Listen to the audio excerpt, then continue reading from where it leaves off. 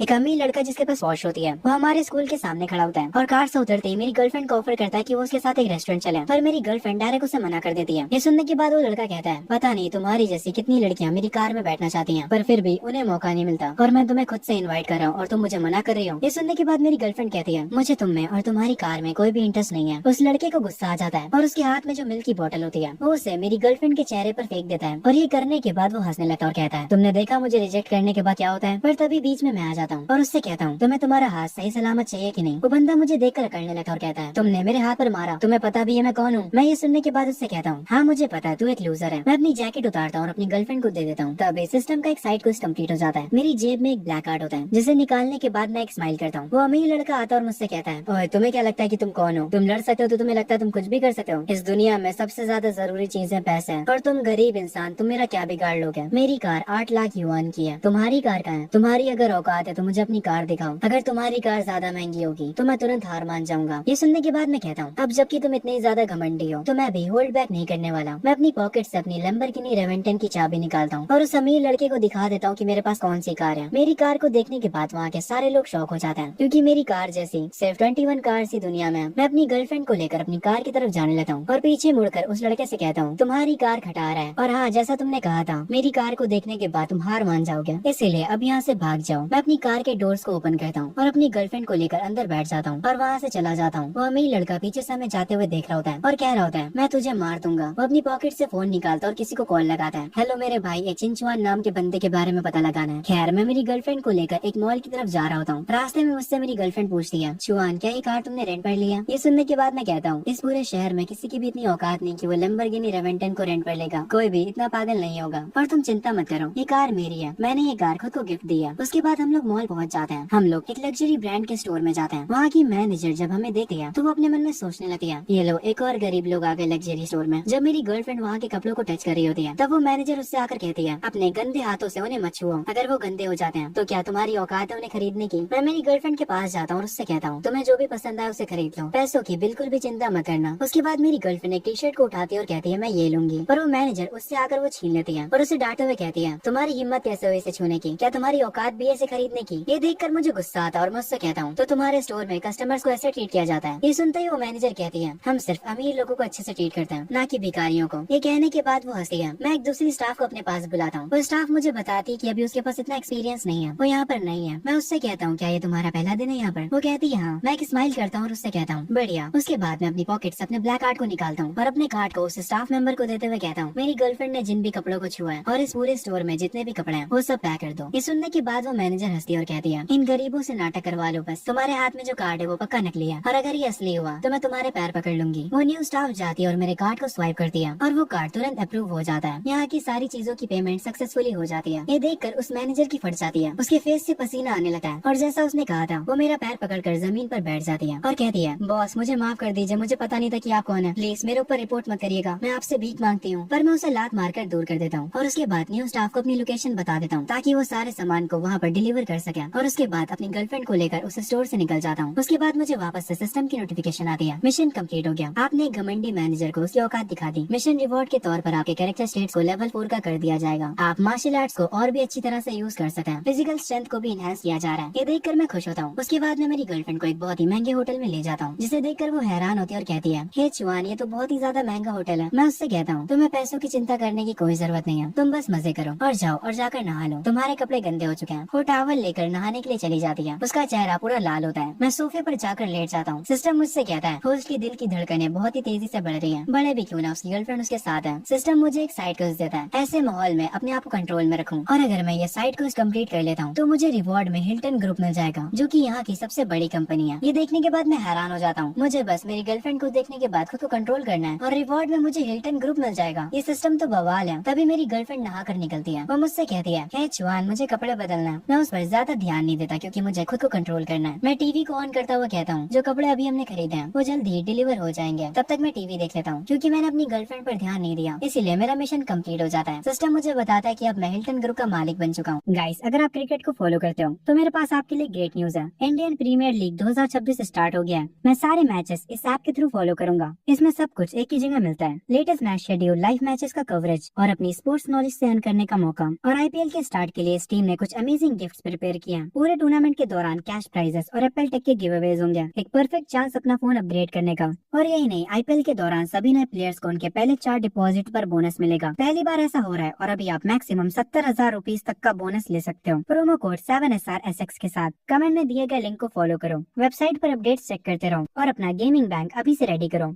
थोड़ी देर बाद Hilton group की एक सेक्रेटरी मेरे होटल में आती है और मुझसे कहती है कि आप ही मिस्टर चिंचुआन हैं। मैं उससे कहता हूँ हाँ मैं ही हूँ, तुम अंदर आ जाओ। वो मुझे कुछ डॉक्यूमेंट्स देते हुए कहती है मैं हिल्टन ग्रुप की सेक्रेटरी हूँ, ये कंपनी का ट्रांसफर एग्रीमेंट है, प्लीज इस पर साइन कर दीजिए। मैं साइन कर देता हूँ और उस कागज को फेंक देता हूँ। ये देखने के बाद वो सेक्रेटरी अपने मन में कहती है इस होटल का पूरा माहौल देखने के बाद मुझे समझ आ गया, तुम बस एक बिगड़े हुए लड़के हो जिसे लड़कियों के अलावा और कुछ नहीं पसंद। किसने सोचा था कि तुम अचानक से हिल्टन ग्रुप के मालिक बन जाओगे। खैर आगे वो सेक्रेटरी कहती है मिस्टर चुआन, ग्रुप में एक इम्पोर्टेंट मीटिंग जल्दी ही होने वाली है, आपका वहाँ पर होना जरूरी है। ये सुनने के बाद मैं कहता हूँ मेरे पास छोटी मोटी चीजों के लिए टाइम नहीं है, किसी मैनेजर को कह दो कि वो सब हैंडल कर ले और अब से मुझे परेशान मत करना। ये सुनने के बाद वो सेक्रेटरी अपने मन में कहने लगी है इसने हिल्टन ग्रुप को छोटी मोटी चीजें कहा, ये इस पूरी कंट्री की सबसे बड़ी कंपनी है। आगे मैं उस सेक्रेटरी से कहता हूँ क्या तुम्हारे पास और कुछ बताने के लिए? अगर तुम्हारे पास बताने के लिए कुछ नहीं बचा है तो तुम यहाँ से जा सकती हो, मुझे और मेरी गर्लफ्रेंड को डिस्टर्ब मत करो। ये सुनने के बाद उस सेक्रेटरी को गुस्सा आता है, वो मुझे एरोगेंट बोलती है और अपने मन में मुझे गालियाँ देते हुए यहाँ से चली जाती है। उसे ऐसे देखकर मैं कहता हूँ ये औरत काफी गुस्सैल है पर इसका फिगर काफी अच्छा है। उसके बाद मेरी गर्लफ्रेंड आकर मुझसे पूछती है ये औरत जो यहाँ पर आई थी वो कौन है? मैं उसे बताता हूँ कोई भी नहीं, बस एक वर्कर। चलो इस होटल के रेस्टोरेंट चलते हैं खाना खाने। आगे हम लोग उस बहुत ही लग्जरी रेस्टोरेंट में जाते हैं पर वहाँ का जो गार्ड होता है वो हमें रोक लेता है। वो मुझे बताता है कि एक फॉरेनर अमीर आदमी ने इस पूरे रेस्टोरेंट को ऑलरेडी बुक कर रखा है और ये जगह सिर्फ अमीरों के लिए है। मैं उससे कहता हूँ ये तुम्हारा कैसा बकवास रूल है? वो गार्ड मुझसे कहता है सर वो फॉरेनर हमारे इंटरनेशनल गेस्ट हैं, हमें उनके कल्चर की रिस्पेक्ट करनी चाहिए, आप लोग तो यहाँ के लोकल लोग हैं। उसी रेस्टोरेंट में एक स्ट्रीमर डिनर कर रही होती है और वो ये बात सुन लेती है। उसे काफी गुस्सा आता है, वो तुरंत उस गार्ड के पास जाती है और कहती है ये यहाँ का कैसा डबल स्टैंडर्ड है, तुम हमारी खुद की कंट्री के लोगों को अच्छे से ट्रीट नहीं कर रहे हो और बाहर के लोगों को इतने अच्छे से ट्रीट कर रहे हो। वो लड़की ये सब लाइव स्ट्रीम पर बताती है और ये सुनने के बाद लाइव स्ट्रीम पर जितने भी व्यूवर्स होते हैं उन सबको काफी गुस्सा आता है। वहाँ का स्टाफ कह रहा होता है इसे रिकॉर्ड करना बंद करो। तभी ये हंगामा देखते हुए तुरंत वहाँ का मैनेजर यहाँ आता है और उस एम्प्लॉय को एक लात मारता है और मेरे पास आकर अपना सर झुकाता है और उस एम्प्लॉय से कहता है तुम पागल हो क्या, ये हमारे सबसे खास मेहमान है मिस्टर चिंचुआन, जल्दी इनसे माफी मांगो। ये सुनने के बाद मैं कहता हूँ माफी मांगने की कोई जरूरत नहीं है। पता नहीं क्यों मुझे देखने के बाद उस रेस्टोरेंट के सारे अमीर लोग जल जाते हैं। एक मोटा अमीर आदमी कहता है इस रेस्टोरेंट के स्टैंडर्ड कितने लो हो चुके हैं, अब गरीब लोग भी हमारे साथ बैठकर डिनर करेंगे। तभी मेरे पास एक वेटर आता है और मुझे मेन्यू पकड़ाता है। मैं उससे कहता हूँ यहाँ पर जो भी सबसे बढ़िया उसे लेकर आओ। ये सुनने के बाद वो वेटर कहता है सर यहाँ का सबसे बढ़िया आइटम 2 लाख युआन तक जाता है। मैं उससे कहता हूँ तुम्हें क्या लगता है कि मैं उसे अफोर्ड नहीं कर सकता? वेटर कहता है नहीं नहीं सर मेरा वो मतलब नहीं था, वैसे आप ड्रिंक्स में क्या लेना चाहेंगे? वही अमीर आदमी जो की मेरी टेबल के आगे बैठा होता है वो कहता है उससे पूछने में अपना वक्त क्यों बर्बाद कर रहे हो, उसके लिए स्प्राइट ले आओ और क्या। मैं उस आदमी की बातों पर ध्यान नहीं देता और कहता हूँ 2 बोटल्स ले आओ 1974 की रोमेनी क्वांटी की। ये सुनने के बाद वो आदमी जो की पानी पी रहा होता है उसके मुंह से पानी तक बाहर आ जाता है। वो अपनी उंगली को मेरी तरफ पॉइंट आउट करते हुए कहता है तुमने जो अभी अभी ड्रिंक ऑर्डर करी है उसका टोटल 4,80,000 युआन होता है, क्या तुम्हारी इतनी औकात भी है? मेरी गर्लफ्रेंड मुझसे कहती है चुआन ये सच में काफी महंगी ड्रिंक है, इससे रहने देते हैं। मैं अपनी गर्लफ्रेंड से कहता हूँ अगर तुम्हारे पास पैसे हैं तो कोई भी चीज महंगी नहीं है। हम उसी स्ट्रीमर को देखते हैं जिसे हमने पहले देखा था। वो लाइव स्ट्रीम कर रही होती है और अपने मन में कह रही होती है मुझे अभी तक कोई भी सुपर चैट नहीं आई है। मैं अपना फोन खोलता हूँ और उसी लड़की की लाइव स्ट्रीम को देखने लग जाता हूँ क्योंकि यही वो लड़की थी जो कि मेरे लिए खड़ी हुई थी। तो मैं इसे एक छोटा सा गिफ्ट तो दे ही सकता हूँ। जैसे ही मैं ये सोचता हूँ तुरंत मुझे सिस्टम पर एक क्वेस्ट मिल जाता है, आपको इसे अच्छे से शुक्रिया बोलना है और 1 लाख की सुपर चैट्स भेजनी है। इसके रिवॉर्ड में आपको 1 लाख टिकटॉक कार्निवल्स मिलेंगे। आपको इस स्ट्रीमर को नंबर 1 स्ट्रीमर बनाना है। ये देखने के बाद मैं अपने मन में कहता हूँ 1 लाख की सुपर चैट्स करते करते मेरे हाथ दुख जाएंगे, फिर भी कोई ना, चलो इस स्ट्रीमर को नंबर 1 स्ट्रीमर बनाते हैं। मैं उस स्ट्रीमर को सुपर चैट्स भेजना स्टार्ट कर देता हूँ। ये देखकर वो स्ट्रीमर खुश हो जाती है और मुझे शुक्रिया बोलने लगती है, पर ये तो सिर्फ शुरुआत है। मैं उसे बार बार सुपर चैट्स भेजता जाता हूँ। मैं उसे इतनी सुपर चैट्स भेजे जा रहा होता हूँ कि उसकी पूरी स्क्रीन गिफ्ट से भर जाती है। ये देखकर वो बहुत ही ज्यादा हैरान हो जाती है। मैं अभी भी रुकता नहीं हूँ और बार बार सुपर चैट्स किए जा रहा था। वो स्ट्रीमर मुझे बार बार शुक्रिया बोलने लगी है। जिस प्लेटफॉर्म पर वो स्ट्रीम कर रहे होते हैं वहाँ का सिस्टम क्रैश होने लगा है। जो वहाँ के एम्प्लॉइज होते हैं वो कह रहे होते हैं कि सिस्टम ओवरलोड हो चुका है। दूसरा एम्प्लॉय बताता है किसी लाइव स्ट्रीम पर कोई भर भर के गिफ्ट्स भेज रहा है, सिस्टम इतनी सारी सुपर चैट्स को हैंडल नहीं कर पा रहे हैं। सिस्टम इतना ज्यादा ओवरलोड हो जाता है कि उन लोगों को बैकअप सर्वर्स पर स्विच करना पड़ता है। वो लोग समझ जाते हैं कि कोई पैसों में अंधा आदमी ये सब कर रहा है। मैंने अभी तक सिर्फ 154 गिफ्ट्स ही भेजे हैं और अभी से मेरा हाथ दुखने लगा है। अभी भी बहुत सारे गिफ्ट्स बचे हैं, ये कितना ज्यादा मुश्किल है। तभी मेरी गर्लफ्रेंड को कॉल आता है, उससे अर्जेंटली कहीं पर जाना होगा। मैं उससे कहता हूँ ठीक है मैं तुम्हें वहाँ पर छोड़ दूंगा, पर मेरी गर्लफ्रेंड कहती है तुम चिंता मत करो मैं कैब से चली जाऊंगी। मैं उससे कहता हूँ ठीक है सही से जाना। उसके बाद मैं वहाँ के मैनेजर को बुलाता हूँ क्योंकि हम दोनों ने उन ड्रिंक्स को अभी तक नहीं पिया होता, इसीलिए मैं उस मैनेजर से कहता हूँ वहाँ पर जो लाइव स्ट्रीमर बैठी है ये बोटल्स उसे दे दो और उससे कहना कि मेरे लिए बोलने के लिए तुम्हारा शुक्रिया। मैनेजर वैसे ही करता है जैसा मैंने कहा था। वो उन बोटल्स को उठाता है और उस लाइव स्ट्रीमर की तरफ जाने लगता है। वो जाकर वो बोटल्स को उस लाइव स्ट्रीमर को देते हुए कहता है, मिस्टर चिंचुआन ने आपके लिए ये भेजा है, वो आपका शुक्रिया बोलना चाहते हैं, उनके लिए बोलने के लिए। ये देखकर वो स्ट्रीमर हैरान हो जाती है। वो अपनी चैट से पूछती है, चैट आखिर ये किस तरह की वाइन है? उसके जो व्यूवर्स होते हैं वो उससे बताते हैं, ये सबसे महंगी वाइन है, रोमेनी कॉन्टी 1974। इसकी 2 बोटल्स का प्राइस 4,80,000 युआन है। ये सुनने के बाद वो स्ट्रीमर खामोश हो जाती है। मैं उस रेस्टोरेंट से निकल जाता हूँ और अपनी रेवेंटन को ड्राइव कर रहा होता हूँ। तभी मैं नोटिस करता हूँ कि ये कार मेरा पीछा कर रही है। मैं अपनी कार की स्पीड बढ़ाता हूँ पर वो कार बार बार मेरी कार पर ठोकर मारे जा रही होती है। मैं सब समझ जाता हूँ कि ये कार मेरे पीछे किसने भेजी है। ये पक्का कल वाला वही अमीर लड़का होगा। मैं अपनी कार की स्पीड को और तेज करता हूँ और कहता हूँ, अगर तुम खेलना चाहते हो तो आओ चलो खेलते हैं। हमारी कार की स्पीड की वजह से हमारी कार बार बार आपस में टकरा रही होती है। उसकी वजह से आखिर में हमारी कार बहुत ही जोर से टक्कर खाती है। मेरी और उसकी कार जाकर डिवाइडर से टकरा जाती है। पता नहीं कब वो बंदा अपनी कार से निकलकर वहाँ से भाग जाता है। सारे लोग इस एक्सीडेंट को देख रहे होते हैं पर सबसे ज्यादा जिस चीज पर उनका ध्यान होता है वो मेरी कार पर होता है। सब लोग काफी हैरान होते हैं और कहते हैं, ये तो लैम्बोर्गिनी रेवेंटन है, एक 15 मिलियन की कार। क्या इस कार का ओनर ठीक होगा? मैं बिल्कुल ठीक होता हूँ क्योंकि सिस्टम की वजह से मेरी बॉडी ऑलरेडी इनहेंस हो चुकी है। मैं उस कार का डोर खोलकर बाहर आता हूँ। मुझे देखकर सब लोग हैरान हो जाते हैं क्योंकि मैं काम होकर अपनी कार पर बैठा हूँ और अपना फोन बाहर निकालता हूँ। मुझे ऐसा काम देखकर वो सब हैरान थे। वो लोग कह रहे होते हैं, ये बंदा गौर तो नहीं है, ये बंदा कितना ज्यादा अमीर है, इसकी कार पूरी तरह से तबाह हो चुकी है और ये आराम से बैठकर फोन चला रहा है। क्या सारे अमीर लोग ऐसे ही होते हैं? तभी भीड़ में से एक रिपोर्टर निकल कर आती है। वो मुझसे कहती है, सर मैं एक न्यूज रिपोर्टर हूँ, क्या आप मुझे बता सकते हैं कि यहाँ पर अभी क्या हुआ है और क्या आप ठीक हैं? मैं उससे कहता हूँ, हाँ मैं बिल्कुल ठीक हूँ, ये बस एक छोटा सा एक्सीडेंट है। वो रिपोर्टर मुझसे कहती है, आपकी कार लैम्बोर्गिनी रेवेंटन है, आपको बुरा नहीं लग रहा कि ये पूरी तरह से टूट गई? मैं उससे कहता हूँ, ये वैसे भी थोड़ी पुरानी हो गई थी और ये कार मुझे इतनी पसंद भी नहीं है। मैं उस रिपोर्टर से कहता हूँ, बस अब बहुत बातें हो गई। उसके बाद मैं कैब को बुलाता हूँ और उस कैब में बैठकर यहाँ से जाने लगता हूँ। वो रिपोर्टर पीछे से कह रही होती है,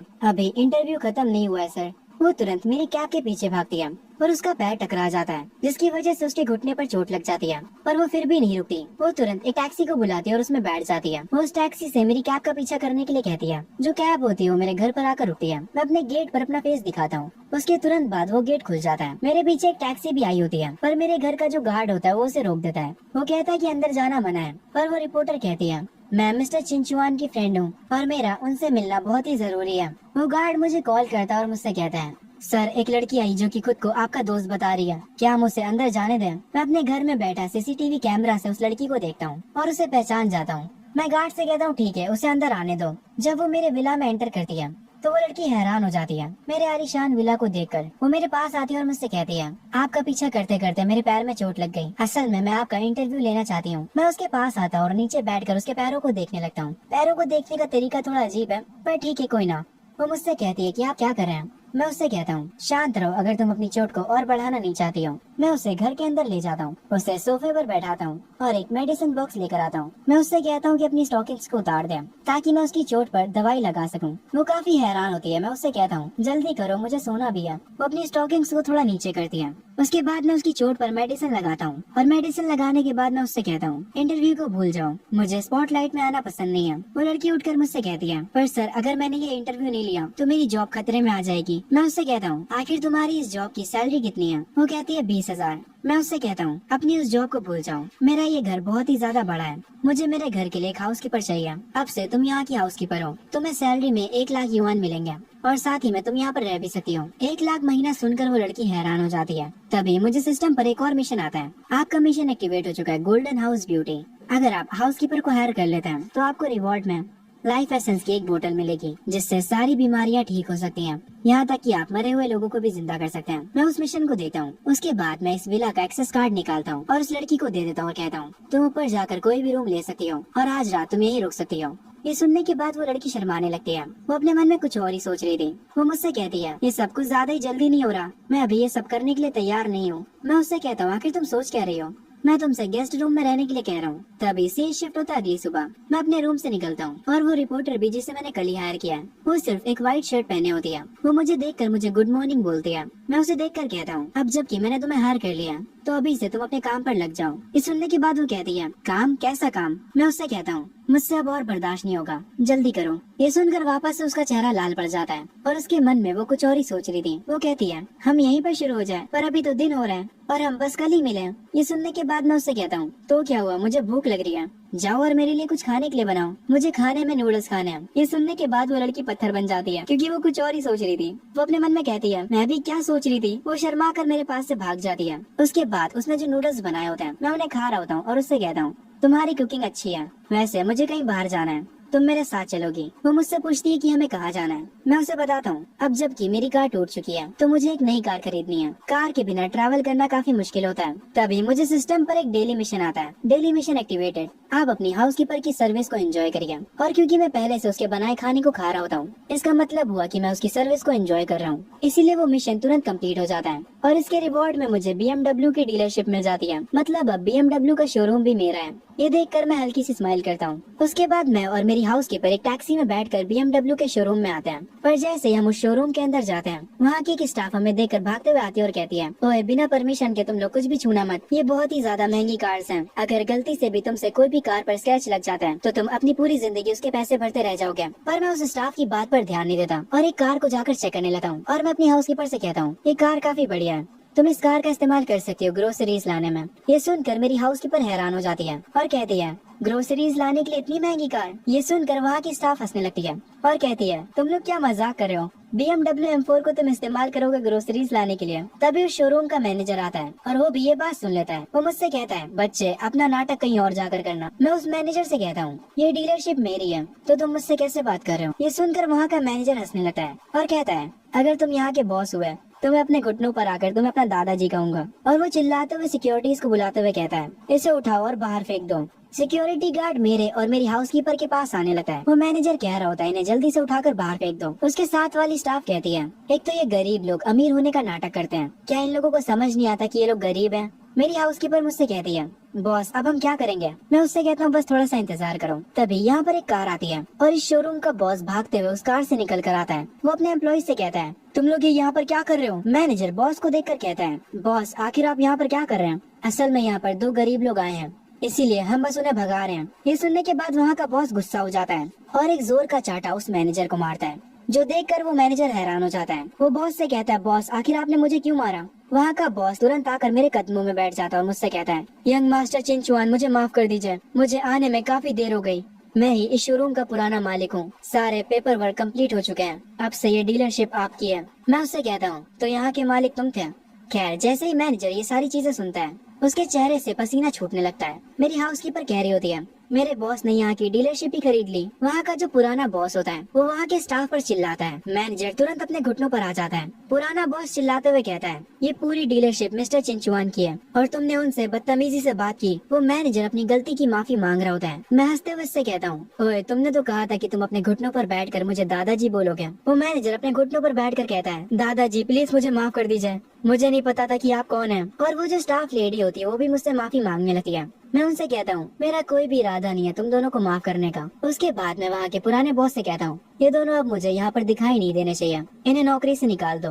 वो लोग रोते हुए अभी भी माफी मांग रहे होते हैं। वहाँ का पुराना बॉस कहता है जैसा आप कहे यंग मास्टर, मैं इन्हें तुरंत नौकरी से निकाल देता हूँ और इन्हें ब्लैक लिस्ट भी कर देता हूँ। इन दोनों को कहीं भी काम नहीं मिलेगा। सिक्योरिटी उन दोनों को उठाकर बाहर फेंकने के लिए ले जा रही होती है। वो लोग अभी भी मुझे दादाजी बुला रहे होते हैं और मुझसे माफी मांग रहे होते हैं। जो कार मैंने पसंद करी थी उस कार की चाबी मैं पुराने बॉस से ले लेता हूँ और उससे अपनी हाउसकीपर को दे देता हूँ और उससे कहता हूँ ये लो तुम्हारी ग्रोसरी कार। वैसे मुझे भी एक कार चाहिए ताकि मैं अपने स्कूल जा सकूँ।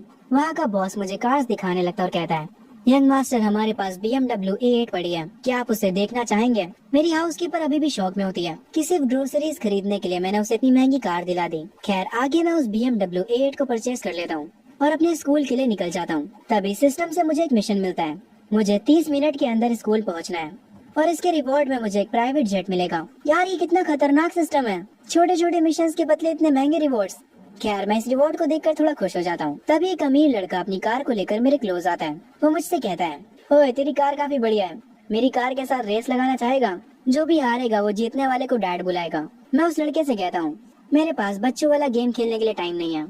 वो लड़का मेरे से आगे निकल जाता है। खैर मैं 30 मिनट के अंदर अपने स्कूल पहुंच जाता हूँ, इसीलिए सिस्टम का मिशन कंप्लीट हो जाता है। सिस्टम मुझे बताता है कि इंटरनेशनल एयरपोर्ट पर मेरा प्राइवेट जेट खड़ा है। मैं ये देखकर स्माइल करता हूँ, पर तभी मैं देखता हूँ जो लड़का मुझे रास्ते में मिला था वो स्कूल के पार्किंग गार्ड को परेशान कर रहा होता है। वो लड़का उस पार्किंग गार्ड को लात भी मारता है। वो सिर्फ उसे इसलिए मारे जा रहा था क्योंकि उस गार्ड ने बस इतना कहा था कि आप अपनी कार को दूसरी जगह पार्क कर लें। वो अमीर लड़का रुकता ही नहीं है और उस गार्ड को मारते हुए कह रहा होता है तुम्हें पता भी है कि मेरे डैड कौन है? तुम्हें आइडिया भी है कि मेरे डैड इस स्कूल में कितना फंड देते हैं? वो पार्किंग गार्ड कह रहा होता है, सर ये फायर लेन है, आप यहाँ पर कार को पार्क नहीं कर सकते हैं। ये सुनकर उस लड़के को और गुस्सा आता है और वो कहता है, तू साले अभी भी मेरे से बहस कर रहा है, तू तो गया अब। वो उस गार्ड को दोबारा से मारने जा रहा होता है, पर मैं टाइम पर आकर उसके पंच को रोक लेता हूँ और उससे कहता हूँ, तेरे में तमीज नाम की कोई चीज नहीं है क्या? अगर तेरे बाप ने तुझे तमीज नहीं सिखाई तो मैं सिखाऊंगा। वो लड़का मुझे देखकर हैरान हो जाता है और कहता है, अबे चिंचुआन, तुझ में इतना एटीट्यूड कब से आ गया? तुझे पता है ना मेरे डैड कौन है? ये सुनने के बाद मैं उसे एक और थप्पड़ मारता हूँ और उससे कहता हूँ, जिसे बुलाना है बुला कर ले आ, मुझे किसी से डर नहीं लगता। वो अमीर लड़का कहता है, मुझे मारने की तुम्हारी औकात कैसे हुई? मैं अभी तुम्हें इस स्कूल से निकलवा दूंगा, मैं तुम्हारी पूरी फैमिली को बर्बाद कर दूंगा। ये कहकर वो अमीर लड़का चला जाता है। पार्किंग गार्ड मुझसे कहता है, बच्चे तुम्हारे लिए अच्छा होगा कि तुम यहाँ से भाग जाओ, ये लड़का जून है, वांडा ग्रुप का वारिस। मैं पार्किंग गार्ड से कहता हूँ, आप टेंशन मत लीजिए, सब ठीक है। उसके बाद मैं अपने दोस्तों के पास जाता हूँ। मेरा एक दोस्त बताता है कि जब मैं जून को मार रहा था तब मेरी वीडियो किसी ने बना ली थी और वो इंटरनेट पर वायरल हो चुकी है। मेरा एक दोस्त कहता है, यार तूने बिना सोचे समझे ये क्या कर लिया? जून का डैड काफी अमीर आदमी है। तभी मेरा एक टीचर भागते हुए आता है और मुझसे कहता है, चिंचुआन तुम एक बहुत बड़ी मुसीबत में हो, जून तुम्हें स्कूल से निकलवा रहा है, वो चाहता है कि तुम उसके सामने घुटनों पर बैठकर उससे माफी मांगो। ये सुनने के बाद मैं कहता हूँ, माफी मांगू और मैं? वो टीचर मुझे बताता है, तुम्हें 1 मिलियन जुर्माना भी देना पड़ सकता है। ये सुनने के तुरंत बाद मेरे सारे दोस्त अपनी सेविंग्स मुझे देने लगते हैं। वो ये नहीं चाहते थे कि जून मुझे स्कूल से निकलवा दे। मैं उन सबका शुक्रिया बोलता हूँ, पर उनसे ये भी कहता हूँ कि मैं गलत नहीं हूँ। टीचर मुझे बताता है, जून के डैड असल में स्कूल को 50 मिलियन का डोनेशन देने वाले थे, इसीलिए स्कूल जून के डैड की बात नहीं टालेगा, स्कूल तुम्हें निकाल सकता है। सही शिफ्ट होता प्रिंसिपल ऑफिस में। एक स्टूडेंट प्रिंसिपल को बताता है, प्रिंसिपल मिस्टर ली आ चुके हैं और उनके साथ बहुत सारे बॉडीगार्ड्स भी आए हुए हैं। प्रिंसिपल कहते हैं, मिस्टर ली को अकेला अंदर भेजो।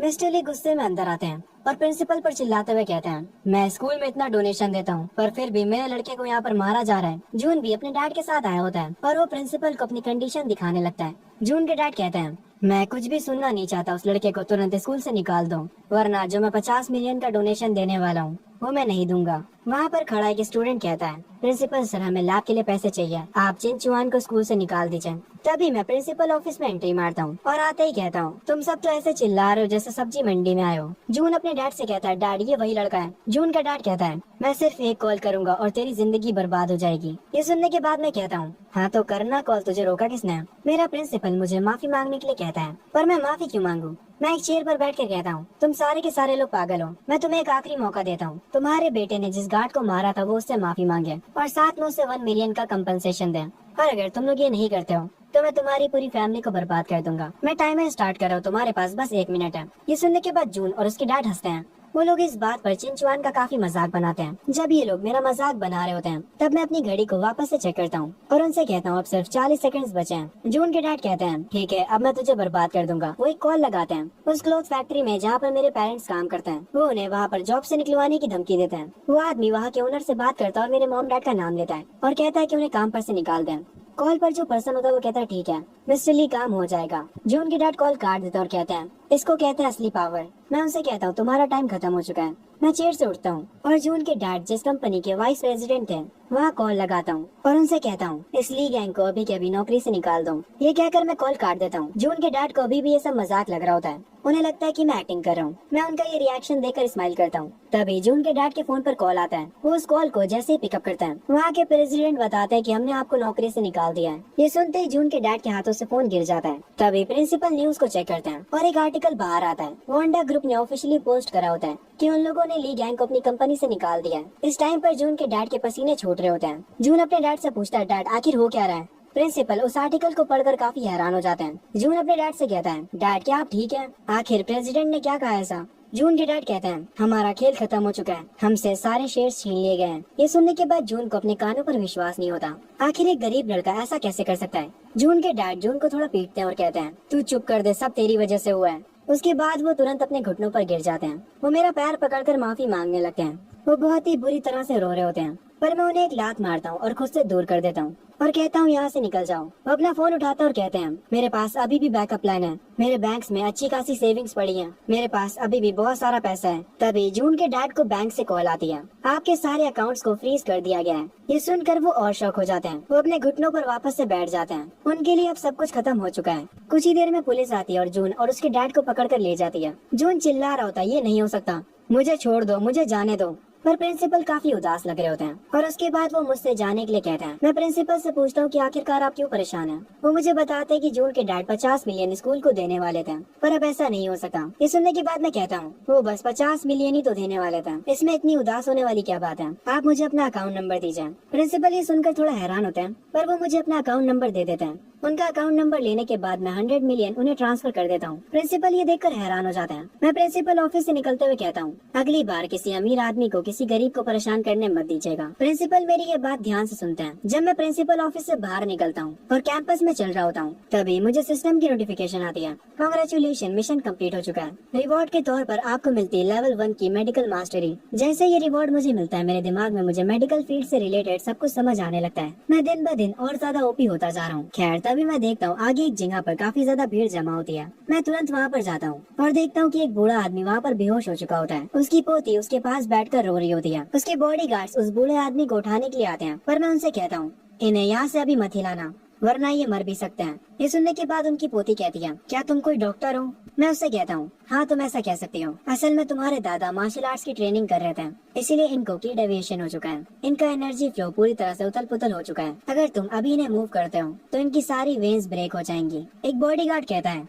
आखिर ये बंदा आया कहाँ से? ओए तू ज्यादा बकवास मत कर, जल्दी एम्बुलेंस यहाँ पर आ जाएगी। ये सुनने के बाद मैं उस बॉडीगार्ड से कहता हूँ हाँ, जब तक एम्बुलेंस आएगी तब तक ही निपट चुके होंगे। उस बॉडीगार्ड को ये सुनकर गुस्सा आता है। मैं अपनी पॉकेट से एक मेडिसिन निकालता हूँ और उन लोगों को साइड हटने के लिए कहता हूँ, पर उनकी पोती मुझसे लड़ने लग जाती है, जिसकी वजह से वो मेडिसिन जमीन पर गिर जाती है और जिस बोतल में वो होती है वो बोतल टूट जाती है। पर क्योंकि ये मेडिसिन मुझे सिस्टम ने दी थी, इसीलिए ये मेडिसिन डायरेक्ट उसके ग्रैंडपा के मुंह में चली जाती है। ये देखकर उनकी पोती डर जाती है और कहती है तुमने पक्का उन्हें कोई जहर दिया है, मैं अभी तुरंत पुलिस को बुला रही हूँ। पर उसके थोड़ी ही देर में ग्रैंडपा को होश आ जाता है। वो जैसे ही उठते हैं वो तुरंत सिचुएशन को समझ जाते हैं। वो अपनी पोती से कहते हैं इस लड़के ने मेरी जान बचाई है, तुम इससे बदतमीजी से बात नहीं कर सकती। उसके बाद वो ग्रैंडपा मेरा शुक्रिया अदा करता है। वो मुझे अपना नाम बताता है। उनका नाम कोंगफू होता है। मैं कहता हूँ मेरा नाम चिंचुआन है। उसके बाद उनकी पोती मुझसे माफी मांगती है। वो ग्रैंडपा कहते हैं तुम्हारी मेडिसिन सच में मैजिकल है, मेरी क्रोनिक इलनेस तुरंत ही गायब हो गई। मैं उनसे कहता हूँ उस मेडिसिन से आपकी जान तो बच गई, पर फिर भी आपको डॉक्टर को दिखाना होगा। वो ग्रैंडपा मुझसे कहते हैं मिस्टर चीन प्लीज मुझे बचा लीजिए, कॉन्ग फैमिली आपको इसके बदले अच्छा रिवॉर्ड देगी। मैं उनसे कहता हूँ ये मेरे मूड पर डिपेंड करता है और उनसे उनका नंबर मांगता हूँ। अगर मैं फ्री हूँगा तो मैं ये काम कर दूंगा। ये कहकर मैं वहाँ से चला जाता हूँ। जब मैं आगे चलते हुए जा रहा होता हूँ, मुझे सिस्टम का नोटिफिकेशन आता है कांग्रेचुलेशन, मिशन कंप्लीट हो गया, आपने एक पर्सन की जिंदगी बचाई है। इसके रिवॉर्ड में आपको इस शहर का सबसे ज्यादा पॉपुलर नाइट क्लब दिया जा रहा है। ये देखते ही मैं कहता हूँ ये क्या सिस्टम है यार, अब इसने मुझे क्लब का मालिक बना दिया। क्या ये सिस्टम मुझे प्लेबॉय बनाना चाहता है? तभी यहाँ पर भागते हुए मेरी गर्लफ्रेंड आती है और आते ही मुझे गले लगा लेती है। उसकी आंखों से आंसू निकल रहे होते हैं। मैं उससे पूछता हूँ कि वो रो क्यों रही है। वो मुझे बताती है मैं काफी डरी हुई हूँ, मैंने सुना है कि तुम लीजून के साथ एक प्रॉब्लम में फंस गए हो और यहाँ तक कि उसके डैड ने भी तुम्हें धमकी दी है। मैं अपनी गर्लफ्रेंड के हेड को पेट करता हूँ और उससे कहता हूँ तुम परेशान मत हो, मैंने सब कुछ हैंडल कर लिया है। तभी यहाँ पर मेरी गर्लफ्रेंड की एक दोस्त आती है और मेरी गर्लफ्रेंड से कहती है तो क्या ये है तुम्हारा बॉयफ्रेंड? मेरी गर्लफ्रेंड मुझे अपनी उस दोस्त से इंट्रोड्यूस करती है। उसकी दोस्त का ध्यान डायरेक्ट मेरे जूतों की तरफ जाता है जो कि थोड़े गंदे होते हैं। वो लड़की मुझसे कहती है मैंने सुना है कि तुम दोनों के पेरेंट्स ही क्लोथ फैक्ट्रीज में काम करते हैं। मैं कहता हूँ हाँ, तुमने सही सुना है। वो लड़की अपने मन में कहती है मुझे पता था कि ये एक गरीब लड़का है। आगे वो मुझसे कहती है कल मेरी बर्थडे पार्टी है, तुम दोनों साथ में जरूर आना। मैं उससे पूछता हूँ कि हमें कहाँ आना है। वो लड़की कहती है स्टारबक्स, एक ऐसी जगह जो तुम लोग अफोर्ड नहीं कर सकते। मेरी गर्लफ्रेंड मेरी तरफ देखती है। मैं उससे कहता हूँ हाँ ठीक है, मैं चलूंगा तुम्हारे साथ। पर असल में वो लड़की अपने मन में सोच रही होती है मेरा बॉयफ्रेंड तुम्हारे बॉयफ्रेंड को उसकी औकात दिखा देगा और तुम्हें पता चल जाएगा कि मेरा बॉयफ्रेंड कितना अमीर है और तुम्हारा कितना गरीब। उसके बाद मैं अपने दोस्तों के पास जाता हूँ। मुझे देखकर सब लोग मेरे पास आते हैं और मुझसे पूछने लगते कि क्या मैं ठीक हूँ। मेरे दोस्त कह रहे होते हैं तुम्हें टेंशन लेने की जरूरत नहीं है, अगर कुछ होता है तो हम तुम्हारे साथ हैं। मैं उनसे कहता हूँ कोई दिक्कत की बात नहीं है भाई, सब ठीक है। ये सुनने के बाद मेरा एक दोस्त कहता है सब ठीक है क्या, तुम सच कह रहे हो? खैर अगर तुम ठीक हो तो हमें कोई दिक्कत नहीं है, चलो क्योंकि आज सब कुछ सही गया इसीलिए आज का डिनर मैं कराऊंगा। जैसा मेरे दोस्त ने कहा था, रात में हम सारे दोस्त मिलकर डिनर करने जाते हैं। हम सब वहाँ पर काफी एंजॉय करते हैं। हमारी ये एंजॉयमेंट सिर्फ वहीं तक नहीं रहती। उसके बाद हम सारे लोग एक साथ साइकिल चलाते हुए आगे जाने लगते हैं। हम सारे दोस्त ऐसे ही मजे कर रहे होते हैं, पर तभी हमारे एक दोस्त की साइकिल के ब्रेक्स फेल हो जाते हैं और वो सीधा जाकर एक कार में टकरा जाता है। कार का ओनर बाहर निकलता है और वो काफी ज्यादा गुस्से में होता है। वो मेरे दोस्तों को गालियाँ देने लगता है, जबकि मेरे दोस्त उससे माफी भी मांगते हैं। वो लोग उस आदमी से कहते हैं कि उसका जो नुकसान हुआ है वो उसे भरने के लिए तैयार है, पर वो आदमी मेरे दोस्तों का मजाक उड़ाने लगता है और उनसे कहता है कि इस कार को रिपेयर कराने की उनकी औकात नहीं है। वो उनसे 6 लाख युआन की डिमांड करता है, वरना वो कहता है कि वो उन्हें नहीं जाने देगा। ये सुनकर मेरा वो दोस्त कहता है 6 लाख युआन में तो सेकंड हैंड कार आ जाएगी, पर वो बंदा कहता है मेरी कार लग्जरी है, मैं नहीं जानता, मुझे पैसे चाहिए। वो मेरे दोस्तों से काफी ज्यादा पैसों की डिमांड करने लगता है। फिर वो आदमी किसी को कॉल लगाता है और उसे यहाँ पर बुलाता है। कुछ देर बाद वो आदमी आ जाता है। वो बंदा काफी ज्यादा तगड़ा होता है। वो आते ही मेरे दोस्तों से और पैसों की डिमांड करने लगता है। वो उनसे 8 लाख युआन मांगता है। मेरा एक दोस्त कहता है कि तुम हमसे जबरदस्ती पैसे नहीं ले सके हो, पर वो मोटा आदमी मेरे दोस्त को लात मारता है और उसे जमीन पर गिरा देता है। मैं तुरंत मेरे दोस्त के पास आता हूँ। मैं उस मोटे आदमी से कहता हूँ तुम्हारी कार टूटी और हम पे करने के लिए तैयार हैं, पर तुम्हारी हिम्मत कैसे हुई इसे मारने की। वो मोटा आदमी ये सुनने के बाद कहता है तो क्या हो गया अगर मैंने इसे मारा, तू साले मेरा कर क्या लेगा। मैं उससे कहता हूँ तुम्हें 6 लाख चाहिए ना। उसके बाद मैं अपनी पॉकेट से अपने ब्लैक कार्ड को निकालता हूँ और उस मोटे आदमी से कहता हूँ इसमें से काट लो। वो तगड़ा बंदा जो यहाँ पर आया था वो मेरे उस कार्ड को ले लेता है और उसे मशीन पर स्वाइप कर लेता है। मोटा आदमी ये देखकर काफी खुश हो जाता है। वो कहता है मैं तो इस लड़के को गरीब समझ रहा था, पर ये तो एक अमीर लड़का निकला, हमारा तो जैकपॉट लग गया। मेरा एक दोस्त मुझसे पूछता है हे भाई तुम्हारे पास इतने पैसे कहाँ से आए, पर अभी मैं मेरे दोस्त की बातों पर ध्यान नहीं देता। मुझे काफी गुस्सा आया था जब उस मोटे ने मेरे दोस्त को मारा। मैं उस मोटे आदमी को ऐसे तो छोड़ नहीं सकता। वो तगड़ा बंदा जो कि यहाँ पर आया था, मैं उसके पास जाता हूँ और उससे कहता हूँ तुम्हारा नाम ड्रैगन है ना, इस मोटे आदमी ने तुम्हें हमें डराने के कितने पैसे दिए थे, मैं तुम्हें उससे 10 गुना ज्यादा पैसे दूंगा, बस इस मोटे का हाथ तोड़ दो। मोटा आदमी कहता है मेरा ड्रैगन भाई कभी ये नहीं कर सकता। ड्रैगन बोलता है क्या तुम सच बोल रहे हो। मैं ड्रैगन से कहता हूँ कि तुम इसमें से 6 मिलियन और ले सकते हो, बस उसका एक हाथ तोड़ने के। ड्रैगन उस ब्लैक कार्ड को देखता और कहता है बात असल में पैसों की नहीं है, आपके पास ये कार्ड है इसका मतलब ये है कि आप एक बहुत ही अमीर फैमिली के यंग मास्टर होंगे और पैसों से ज्यादा मुझे कनेक्शंस पसंद है। ये कहने के बाद ड्रैगन ने कसकर थप्पड़ मारता उस मोटे आदमी को। वो मोटा आदमी पूरा शौक हो जाता है। ड्रैगन अपने बाकी के साथियों से कहता है उठाकर फेंका इस मोटे को। ड्रैगन के आदमी उस मोटे को एक कोने में ले जाते हैं और वहाँ पर ले जाकर उसे बहुत मारते हैं। ड्रैगन मेरा कार्ड मुझे वापस करते हुए कहता है यंग मास्टर आपको इस काम के मुझे पैसे देने की जरूरत नहीं है, मेरे बर्ताव के लिए मैं आपसे माफी मांगता हूँ। मैं जानता हूँ आपके पास ये जो ब्लैक कार्ड है वो पूरी कंट्री में सिर्फ इन्हीं लोगों के पास है, मुझे मेरी बदतमीजी के लिए माफ करिएगा। अगर आपको कभी भी किसी को पिटवाना हो तो बस मुझे कॉल कर दीजिएगा। ड्रैगन मुझे अपना कार्ड देता है और उसके बाद यहाँ से चला जाता है। मेरा एक दोस्त मुझसे कहता है मुझे सच बताओ मेरे भाई, तुम एक बहुत ही अमीर इंसान हो पर गरीब होने का नाटक कर रहे थे ताकि हमारी लॉयल्टी टेस्ट कर सको। मैं उनसे कहता हूँ क्या तुम लोग यकीन करोगे अगर मैं कहूँ कि मैं एक लॉटरी जीत गया हूँ। मेरा एक दोस्त कहता है अगर तुम कहोगे कि एलियंस होते हैं मैं तो तुम्हारी उस बात पर भी यकीन कर लूंगा। खैर सही शिफ्ट होता है। मैं अपनी गर्लफ्रेंड को लेकर आया होता हूँ एक कार खरीदने के लिए। हमारे चारों तरफ लग्जरी कार्स होती हैं। तभी वहाँ की एक स्टाफ आती है, वो हमें ग्रीट करती है। वो हमसे पूछती है कि क्या हमारे पास अपॉइंटमेंट है। मैं उससे कहता हूँ नहीं हमारे पास नहीं है। वो कहती है दिक्कत की कोई बात नहीं है, मैं अभी आपको रजिस्टर कर देती हूँ। मैं उससे कहता हूँ ठीक है। उसके बाद वो मुझे कार्स दिखाना शुरू करती है। वो हमें जो कार दिखा रही होती है उसका प्राइस होता है 2.4 मिलियन। वो हमें बताती है कि इस कार का स्टाइल और इसकी परफॉर्मेंस दोनों ही बढ़िया है। मैं अपनी गर्लफ्रेंड से पूछता हूँ कि उसे यहाँ पर कौन सी कार अच्छी लग रही है। मेरी गर्लफ्रेंड कहती है अगर सच बोलो तो यहाँ पर कोई भी कार इतनी ज्यादा अच्छी नहीं लग रही। तभी मेरी गर्लफ्रेंड को एक कार पसंद आ जाती है। वो मुझे जल्दी से उस कार के पास ले जाती है। वो मुझसे कहती है कि उसे ये कार अच्छी लग रही है। आगे वो कहती है तुम पर ये कार बहुत सूट करेगी। वहाँ की एम्प्लॉय आकर बताती है ये लाफरारी है, ये एक टॉप लिमिटेड एडिशन है। मैं उस एम्प्लॉय से पूछता हूँ इस कार का प्राइस क्या है। वो मुझे बताती है स्टार्टिंग प्राइस तो 25 मिलियन है, सारे टैक्स मिलाकर आपको ये 50 मिलियन की मिलेगी। मैं उससे कहता हूँ ठीक है मुझे यही कार चाहिए। ये सुनकर वो एम्प्लॉय शॉक होती है और कहती है सर क्या आप सच कह रहे हैं। मैं उससे कहता हूँ हाँ मेरे लिए एक ऑर्डर कर दो। उस एम्प्लॉय को यकीन नहीं होता। वो कहती है पहले मुझे आपका बैंक बैलेंस देखना होगा। मैं कहता हूँ ठीक है और उसे मेरा ब्लैक कार्ड निकाल के दे देता हूँ। वो ब्लैक कार्ड को देखते ही समझ जाती है कि उसे बैंक बैलेंस चेक करने की कोई भी जरूरत नहीं है। मैं उससे कहता हूँ अब तो मैं इसे ले सकता हूँ है ना। वो कहती है जी सर बिल्कुल। तभी उस शोरूम का मैनेजर आ जाता है। वो कहता है यहाँ पर चल क्या रहा है। वो एम्प्लॉय वहाँ के मैनेजर को बताती है कि मैं लाफरारी खरीदना चाहता हूँ। वो ये भी कहती है मैंने ऑलरेडी इनका बैंक बैलेंस चेक कर लिया है, ये एक बिलियनर है। ये सुनते ही वहाँ का मैनेजर अपने घुटनों पर स्लाइड करता हुआ मेरे पास आता है। वो कहता है मैं यहाँ का मैनेजर हूँ, आपसे मिलकर खुशी हुई सर। मैं उस मैनेजर से कहता हूँ बातें बंद करो, मेरे इस कार्ड को स्वाइप करो और उस कार को मेरे घर पर डिलीवर करो। आगे वो मैनेजर खड़ा होता है और मुझसे कहता है मिस्टर चौहान आपके पास पैसे तो हैं, फरारी खरीदने के कुछ रूल्स हैं। ला फरारी को खरीदने के लिए आप एक VIP होने चाहिए। आपके पास कम से कम फरारी की 5 कार्स होनी चाहिए, उसके बाद आप ला फरारी को खरीद पाएंगे। ये सुनने के बाद मेरी गर्लफ्रेंड कहती है अरे कोई बात नहीं चौहान हम रहने देते हैं। ये सुनने के बाद मैं कहता हूँ मुझे 5 फरारी और चाहिए होंगी। मैनेजर कहता है हाँ आपने सही कहा। ये सुनते ही मैं एक के बाद एक कार पर पॉइंट आउट करते हुए कहता हूँ ठीक है मेरे लिए ये वाली कार भी कर दो और ये वाली भी और साथ में ये वाली भी और पीछे जो 2 कार्स हैं मुझे वो भी चाहिए। ये लो मैंने टोटल 5 कारें सेलेक्ट कर ली। अब मेरे कार्ड को स्वाइप करो और जल्दी से पेमेंट कंप्लीट करो, इसके बाद तो मैं ला फरारी ले सकता हूँ है ना। ये सुनने के बाद वहाँ की एम्प्लॉय और वहाँ के मैनेजर दोनों का मुंह खुला का खुला रह जाता है। वो बहुत ही ज्यादा शॉक हो जाते हैं। मैं उनसे कहता हूँ जल्दी पेमेंट करो यार। वहाँ की एम्प्लॉय अपने मन में सोच रही होती है ये कोई आम अमीर इंसान नहीं है बल्कि ये बंदा गॉड ऑफ वेल्थ है। मैनेजर चिल्लाते हुए वहाँ के एम्प्लॉय से कहता है शाओ शाओ जल्दी से जाकर पेपर वर्क हैंडल करो। वहाँ की एम्प्लॉय मुझसे कुछ ज्यादा इम्प्रेस हो जाती है। वो मेरे पास आकर कहती है सर क्या आप मुझे वीचैट पर ऐड करना चाहेंगे। ऑफ कोर्स मैं वीचैट पर आपसे कार के बारे में बात करूंगी पर आप मुझे कभी भी मैसेज कर सकते हैं। मैं उससे कहता हूँ नहीं मुझे इसकी कोई नीड नहीं है। ये सुनकर वो एम्प्लॉय थोड़ा गुस्सा होती है। खैर आगे आकर मैनेजर मुझे बताता है यंग मास्टर कार्स को डिलीवर होने में थोड़ा टाइम लगेगा। सारी कार्स की डिलीवरी करने में हमें अराउंड 3 महीने लग सकते हैं। ये सुनने के बाद मैं कहता हूँ मुझे आज कहीं जाना था, बिना कार के मैं वहाँ कैसे जाऊँगा। तभी वहाँ की एम्प्लॉय मुझसे कहती है आप मेरी मर्सिडीज ले जा सकते हैं। मैं उसकी उस मर्सिडीज को ले लेता हूँ और मेरी गर्लफ्रेंड की फ्रेंड की जहाँ पर बर्थडे पार्टी थी मैं उसे वहाँ पर लेकर आ जाता हूँ। जब मैं अपनी कार को बाहर पार्क करता हूँ तो अंदर से मेरी गर्लफ्रेंड की फ्रेंड उस कार को देखती है और उसका बॉयफ्रेंड भी। मेरी गर्लफ्रेंड की फ्रेंड कहती है ये तो मर्सिडीज C क्लास में आया है, बेचारी मेरी दोस्त का बॉयफ्रेंड कितना गरीब है।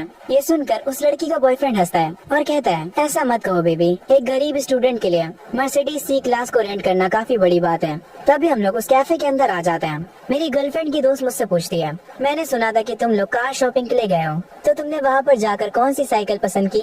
मेरी गर्लफ्रेंड मुस्कुराते हुए कहती है हमने फेरारी खरीदी है। उसकी फ्रेंड का जो बॉयफ्रेंड होता है ये सुनकर वो कहता है हाँ तुमने फेरारी का टॉय मॉडल खरीदा है। मेरी गर्लफ्रेंड कहती है मैं सच बोल रही हूँ, चुआन ने ला फेरारी खरीदी है। ये सुनकर वो बंदा हंसने लगता है और एक चश्मे वाला बंदा कहता है तुम्हें पता भी है ला फरारी खरीदने के कुछ रूल्स हैं, उसके लिए तुम्हारे पास 5 फरारी ऑलरेडी होनी चाहिए, क्या तुम्हारे पास वो है। ये सुनकर मैं कहता हूँ हमारे पास थी नहीं, इसीलिए हमने 5 फरारी खरीद ली। ये सुनकर वो लोग हंसने लगते हैं। उन लोगों को ये सारी बातें मजाक लग रही होती हैं। मेरी गर्लफ्रेंड की फ्रेंड उससे कहती है शायान क्या तुम्हारा बॉयफ्रेंड पागल हो चुका है। ये सुनकर मेरी गर्लफ्रेंड थोड़ा उदास हो जाती है। तभी वो बंदा अपनी गर्लफ्रेंड को बर्थडे गिफ्ट देता है। वो उससे कहता है हैप्पी बर्थडे चियान, ये है तुम्हारा बर्थडे गिफ्ट लेटेस्ट LV का बैग। अपना बर्थडे गिफ्ट देखकर चियान काफी खुश हो जाती है। उसका बॉयफ्रेंड मुझसे कहता है अरे हमारे टाइकून चुआन जिसने अभी अभी 6 फरारी खरीदी है, वो चियान को बर्थडे पर क्या गिफ्ट देने वाला है। ये सुनकर मैं कहता हूँ मैंने पहले तो कुछ प्लान नहीं किया था कि मैं क्या गिफ्ट दूंगा, पर क्योंकि मैंने अभी अभी 5 फरारी खरीदी है ताकि मैं ला फरारी को खरीद सकूँ, इसीलिए उन 5 फरारी में से एक मैं तुम्हें दे दूंगा। ये सुनने के बाद चियान कहती है कौन सी फरारी। मैं उसे वो सारे मॉडल्स बताता हूँ जो मैंने खरीदे हैं और उससे कहता हूँ जब कार की डिलीवरी हो जाएगी तब तुम्हें जो पसंद हो वो ले लेना। ये सुनने के बाद चियान कहती है तुम अब कुछ ज्यादा ही लंबी फेंक रहे हो। उसका बॉयफ्रेंड ये सुनकर हंसने लगता है और उसके साथ वाले बाकी लोग भी। एक लड़का मुझसे कहता है हे चुआन क्या तुम्हें फरारी का प्राइस भी पता है। मेरी गर्लफ्रेंड मुझसे कहती है इन लोगों की बातों पर ध्यान मत दो। खैर चियान का बॉयफ्रेंड कहता है अब मेन पार्टी का टाइम हो चुका है, हम सारे लोग मिक्स जा रहे हैं। ये सुनकर चियान काफी खुश हो जाती है क्योंकि मिक्स इस शहर का सबसे बड़ा क्लब है और इन लोगों को अभी ये बात नहीं पता ये क्लब किसी और का नहीं बल्कि हमारे मेन कैरेक्टर का है। खैर चियान का बॉयफ्रेंड कहता है ऑफ कोर्स तुम्हारे बर्थडे पर हम काफी एंजॉय करने वाले हैं। चियान का बॉयफ्रेंड अभी भी मेरा मजाक उड़ाता है। खैर उसके बाद हम सब निकल जाते हैं क्लब के लिए। जब चियान का बॉयफ्रेंड क्लब के सामने अपनी कार को पार कर रहा होता है तभी वहाँ का सिक्योरिटी गार्ड आकर उसे बताता है आप इतनी सस्ती कार को क्लब के बाहर खड़ा नहीं कर सकते। चियान का बॉयफ्रेंड कहता है पर मेरी कार जी वैगन है। सिक्योरिटी गार्ड कहता है सर एक बार बाकी की कार्स को तो देखिए, आपकी जी वैगन उनके आगे कुछ भी नहीं है। चियान का बॉयफ्रेंड भी समझ जाता है कि उसकी औकात कितनी है। वो चुपचाप अपनी कार को लेकर बेसमेंट की तरफ निकल जाता है। तभी मैं जाकर फ्रंट पर अपनी कार पार करने लगता हूँ। वो सिक्योरिटी गार्ड मेरे पास भी आता है और मुझे रूल्स बताने लगता है। मैं उससे कहता हूँ यहाँ पर जगह खाली है इसलिए मैं यहाँ पर पार्क कर रहा हूँ, आखिर दिक्कत क्या है, ये पूरा क्लब वैसे भी मेरा है। ये सुनकर वो सिक्योरिटी गार्ड कहता है ओए तुम ये क्या बोल रहे हो, मैं तुम्हें पहले ही बता देता हूँ कि यहाँ पर सिर्फ अमीर लोग आते हैं। मैं उस गार्ड से कहता हूँ मेरे से बहस करना बंद कर,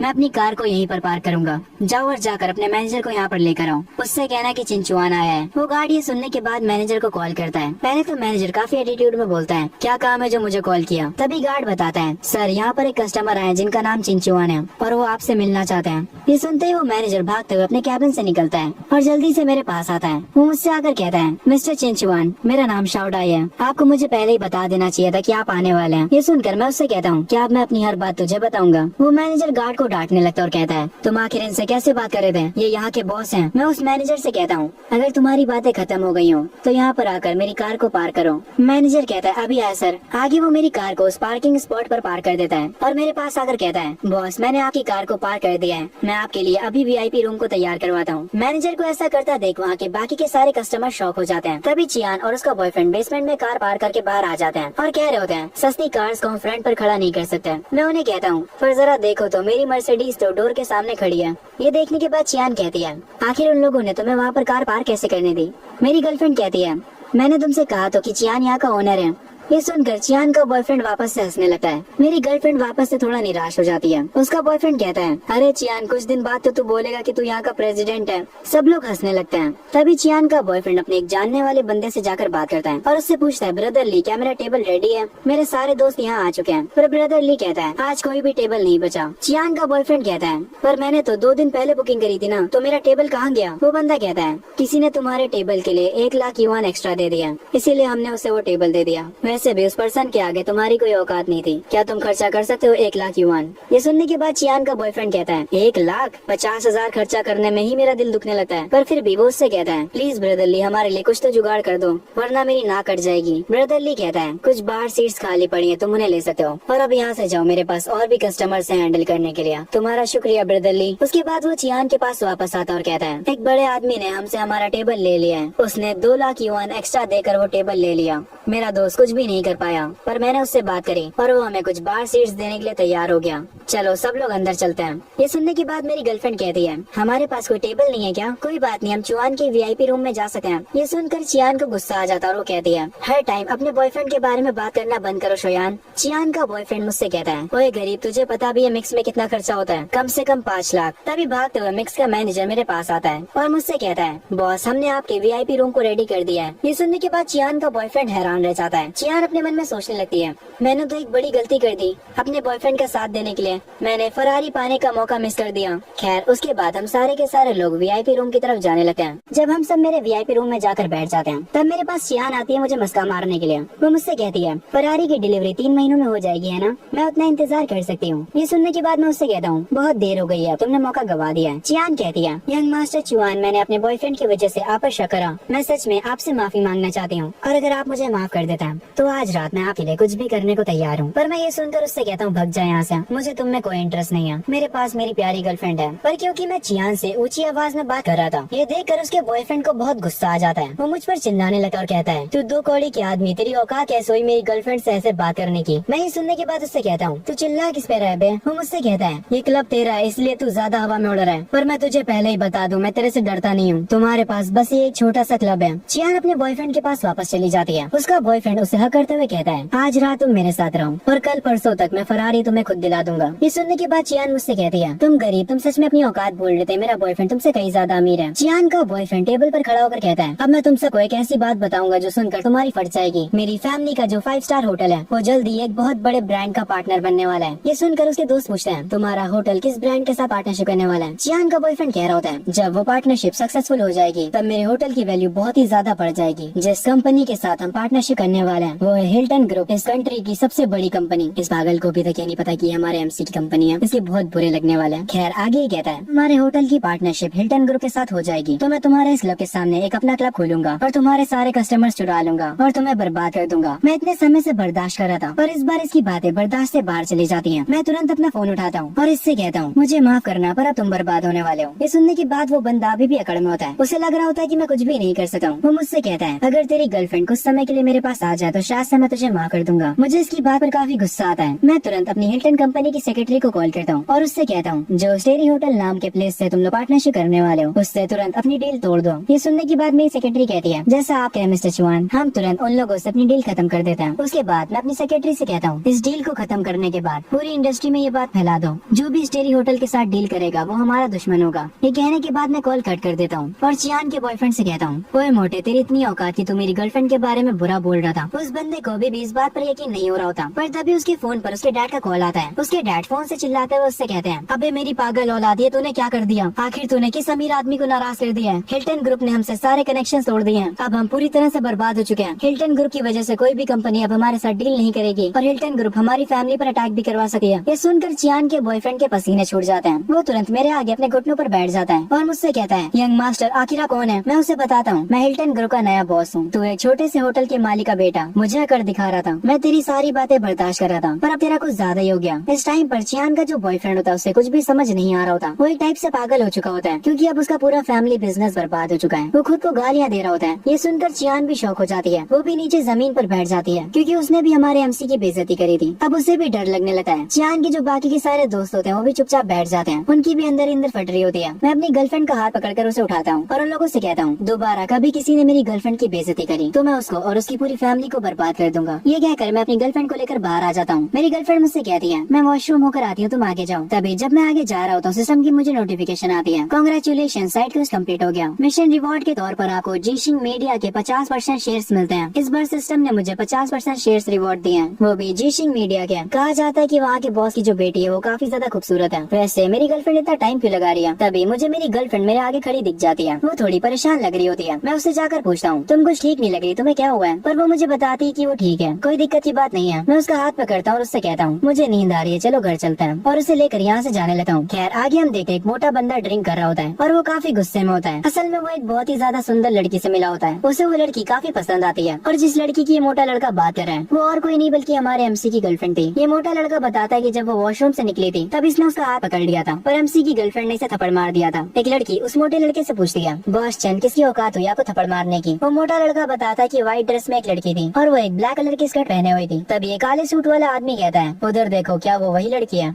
हम देखते हैं काले सूट वाला आदमी एमसी की गर्लफ्रेंड पर इशारा करता है। वो मोटा बंदा उसे देखकर कहता है हाँ ये वही है। और उस लड़की को एमसी के साथ देखने के बाद वो मोटा लड़का कहता है ये लड़की मुझसे शरीफ होने का नाटक कर रही थी, पर अब जरा इसे देखो ये एक लड़के के साथ कहीं जा रही है। वो काले सूट वाला आदमी अपने बंदों से कहता है मेरे छोटे भाई को वो लड़की पसंद आई है, ओए कुछ लौंडे लेकर जा और उस लड़की को यहाँ पर लेकर आ। मोटा लड़का ये सुनकर कहता है अरे मेरे भाई ये आइडिया सही नहीं होगा, हम अभी अपने शहर में नहीं है। पर वो काले सूट वाला आदमी कहता है मेरे होते हुए तुम्हें डरने की कोई जरूरत नहीं है, या फिर तुम्हें लगता है कि मैं ये सब संभाल नहीं सकता? वो मोटा आदमी कहता है नहीं नहीं भाई मुझे आप पर पूरा भरोसा है। वो काले सूट वाला आदमी एमसी की गर्लफ्रेंड को लेने के लिए कुछ लौंडे भेज देता है। मैं जो जस्ट अभी अपनी कार में बैठा होता हूँ इस बात से अनजान कि कुछ लोग मेरे पीछे आने वाले हैं। मैं जैसे ही कार को स्टार्ट करता हूँ मैं देखता हूँ मेरे सामने काफी सारे लड़के खड़े हैं। मेरी गर्लफ्रेंड उन लड़कों को देखकर कहती है क्या ये लड़के उस मोटे आदमी ने भेजे होंगे? मैं कहता हूँ तुम किस आदमी की बात कर रही हो? वो मुझे सब कुछ बता देती है और उसके बाद वो कहती है हमें पुलिस को कॉल करनी चाहिए। ये सुनकर मैं मेरी गर्लफ्रेंड से कहता हूँ तुम परेशान मत हो, मैं बाहर जाकर इन लोगों को संभालता हूँ। ये कहकर मैं उसके हेड को पेट करता हूँ, पर वो मुझे बाहर जाने से रोक रही होती है क्योंकि वो डरी हुई होती है कि मुझे कुछ होना जाए। पर मैं उससे कहता हूँ कोई दिक्कत की बात नहीं है, मैं सब संभाल लूंगा। ये कहकर मैं कार से बाहर निकलता हूँ और उन लड़कों से कहता हूँ आखिर तुम यहाँ पर क्या करने आए हो? उन लड़कों का बॉस बोलता है हमारे बॉस को तुम्हारी गर्लफ्रेंड चाहिए। मैं ये सुनकर कहता हूँ तुम्हारे बॉस से कह दो कि वो भाड़ में जाए। वो बंदा मुझसे कहता है हमारे बॉस को ऐसे पर्सन नहीं है जिनके साथ तुम पंगे ले सको। ये सुनकर मैं कहता हूँ हाँ हाँ बुला ले तेरे बॉस को, मैं भी देखता हूँ कौन है। ये सुनकर वो बंदा गुस्सा हो जाता है और वो सारे लड़कों को मेरे ऊपर अटैक करने के लिए भेज देता है। सब लोग मेरे पास मुझे मारने के लिए आते हैं, पर मैं कुछ सेकंड्स भी नहीं लगाता और एक एक करके उन सबको पेल देता हूँ। उनका बॉस ये देखकर हैरान हो जाता है। मैं उससे कहता हूँ जब बात मार्शल आर्ट्स की हो तो तुम मुझसे पंगा नहीं ले सका। ये सुनकर उस बंदे को गुस्सा आ जाता है और वो अपनी पावर्स को एक्टिवेट कर लेता है। वो मुझे बताता है कि वो क्लास 2 का मार्शल आर्ट आर्टिस्ट है और ये बंदा मुझे क्लास 1 का मार्शल आर्ट आर्टिस्ट समझ रहा है। ये पिटेगा मेरे से। खैर वो बंदा डायरेक्ट मुझ पर अटैक करने के लिए आगे बढ़ता है, पर उसका अटैक मुझे इतना ज्यादा स्लो लगता है कि मैं एक ही हाथ से उसके पंच को रोक लेता हूँ। वो ये देखकर शॉक हो जाता है, उसे लगता है कि मैं भी क्लास 2 का हूँ। उसके बाद वो कहता है कि अब वो अपनी फुल पावर का यूज करेगा। वो अपनी फुल पावर के पास मेरे पास आ रहा होता है। ये देखकर मैं अपने मन में कहता हूँ अगर तुम अपनी फुल पावर का इस्तेमाल कर रहे हो तो मैं भी होल्ड बैक नहीं करने वाला। इस बंदे को पता नहीं पर असल में मैं क्लास 4 का मार्शल आर्ट आर्टिस्ट हूँ और अब मैं क्लास 4 की फुल पावर का इस्तेमाल करूंगा। मैं एक बहुत ही जोर से किक उसको मारता हूँ। वो जाकर दूर गिरता है और वहाँ की जमीन में गड्ढा कर देता है। वो काफी जख्मी हो जाता है और मुझसे कहता है तुम क्लास 2 के मार्शल आर्ट आर्टिस्ट नहीं हो, तुमने मुझसे झूठ बोला। मैं उसके पास आकर कहता हूँ मैंने तो तुमसे कहा भी नहीं था कि मैं कौन सी क्लास पर हूँ। जैसे जैसे मैं उसके पास जा रहा था उस बंदे को अपनी और मेरी पावर के बीच का डिफरेंस नजर आने लगा है। वो समझ जाता है कि मेरे आगे उसकी कोई भी औकात नहीं है। तभी उस बंदे का बॉस आ जाता है और वो मुझे रुकने के लिए कहता है। वो मेरे पास आकर कहता है तुम लड़ तो सकते हो पर तुम्हें पता नहीं कि इस दुनिया में पैसा मैटर करता है। मुझे फर्क नहीं पड़ता कि तुम्हारे पास इतनी ताकत है, मैं बस एक कॉल करके तुम्हें तुम्हारी औकात दिखा दूंगा। मेरी एक कॉल से कल तक तुम जेल में हो गए। तुम्हारा खेल तो अब खत्म है बेटा। अगर तुम झुककर मुझसे माफी मांगते हो और अपनी गर्लफ्रेंड को मेरे साथ भेज देते हो तो शायद से मैं तुम्हें माफ कर दूं। मुझे इन लोगों की बातें काफी ज्यादा गुस्सा दिला रही होती हैं। जिस बंदे को मैंने कुछ टाइम पहले ही पीटा था वो उठकर कहता है बॉस एक बार आप इसकी गर्लफ्रेंड को ले जाइए, उसके बाद मैं भी इसको सबक सिखाऊंगा। मुझे इस जमीन पर पड़े बंदे की बात पर गुस्सा आ जाता है। मैं उसके मुंह पर एक खतरनाक लात मारता हूँ। ये देखकर उसका बॉस कहता है तुमने अब हद पार कर दिया। वो अपनी पॉकेट से अपना फोन निकालता और किसी को कॉल लगाता है। वो अपने कनेक्शन का इस्तेमाल करके पुलिस वाले को यहाँ पर बुलाता है और उसके बाद मुझसे कहता है अब तुम्हें कोई भी नहीं बचा सकता। कुछ ही देर में वो पुलिस वाला यहाँ पर आ जाता है। वो पुलिस वाला सिगरेट पीते हुए उस काले सूट वाले से कहता है तुम हर जगह परेशानी ही खड़ी करते हो यार, अब तुमने मुझे यहाँ पर क्यों बुलाया है? वो आदमी उस पुलिस वाले से कहता है मैं तो शांति से अपना काम कर रहा था पर एक लड़का मुझे मारने की धमकी दे रहा है। मैं उस पुलिस वाले से कहता हूँ क्या तुम इस काले सूट वाले की साइड हो? वो काले सूट वाला कहता है मैंने पहले ही कहा था कि अब तुम्हारा खेल खत्म है। वो पुलिस वाला मुझे पकड़ने ही वाला होता है पर तभी यहाँ पर एक और कार आती है और उस कार से निकलता है एक हेड डिपार्टमेंट का कैप्टन। वो मेरे पास आते हुए कहता है मिस्टर चौहान मुझे माफ करेगा, मैं थोड़ा लेट हो गया। वैसे मिस्टर चौहान यहाँ पर हो क्या रहा है? उस कैप्टन को मुझसे बात करता देख उस पुलिस वाले की फट जाती है। वो कैप्टन भी उस पुलिस वाले को देख लेता है और उससे कहता है ओए तू यहाँ पर क्या कर रहा है? वो पुलिस वाला कहता है सर असल में मैं यहाँ पर एक केस को इन्वेस्टिगेट करने के लिए आया था। पर कैप्टन उसे थप्पड़ मारता और उससे कहता है बकवास बकवास करना बंद करो। मैंने तुम्हें मिस्टर चौहान से बदतमीजी करते हुए देखा। मैं तुम्हें पहले ही बता देता हूँ कि मिस्टर चौहान ओल्ड मास्टर के खास दोस्त हैं और वो पूरी कॉन्ग फैमिली के मेहमान हैं। ये सुनकर उस पुलिस वाले की फट जाती है और वो कहता है, क्या मैंने एक वीआईपी से दुश्मनी ले ली? कैप्टन बताते हैं, ओल्ड मास्टर आज एक गैदरिंग रख रहे हैं, उन्होंने मुझे मिस्टर चौहान को लेने के लिए भेजा है। कैप्टन मुझसे आकर कहता है, मिस्टर चौहान आपके हिसाब से हमें इन लोगों का क्या करना चाहिए जिन्होंने आपसे बदतमीजी करी है? मैं उससे कहता हूँ, ये लोग मुझे कभी दोबारा दिखाई नहीं देने चाहिए। कैप्टन पुलिस वाले से जाकर कुछ कहता है। कैप्टन जो भी कहता है वो पुलिस वाला अपने कैप्टन की बात मान लेता है। वो पुलिस वाला कहता है कि अब वो उस काले सूट वाले को छोड़ेगा नहीं। वो तुरंत उस काले सूट वाले आदमी को अरेस्ट कर लेता है। वो काले सूट वाला आदमी तुरंत एमसी से माफी मांगने लगता है, वो भी रोते हुए। वो कहता है, यंग मास्टर मुझे पता नहीं था कि मैं किससे भिड़ रहा हूँ, प्लीज मुझे माफ कर दीजिए। मैं पुलिस वाले से कहता हूँ, इसे कम से कम कितने सालों की सजा मिल सकती है? पुलिस वाला कहता है, इस आदमी के ऊपर पहले से काफी केसेस चल रहे हैं, तो कम से कम इसे उम्र कैद होगी। कैप्टन ये सब देखने के बाद कहता है, मिस्टर चौहान अब जब ये सारी चीजें कंप्लीट हो चुकी हैं, तो क्या आप मेरे साथ चलेंगे? मैं अपनी गर्लफ्रेंड के पास जाता हूँ और उससे हक करता हूँ और उससे कहता हूँ, तुम अपने घर जाओ और अपना ध्यान रखना।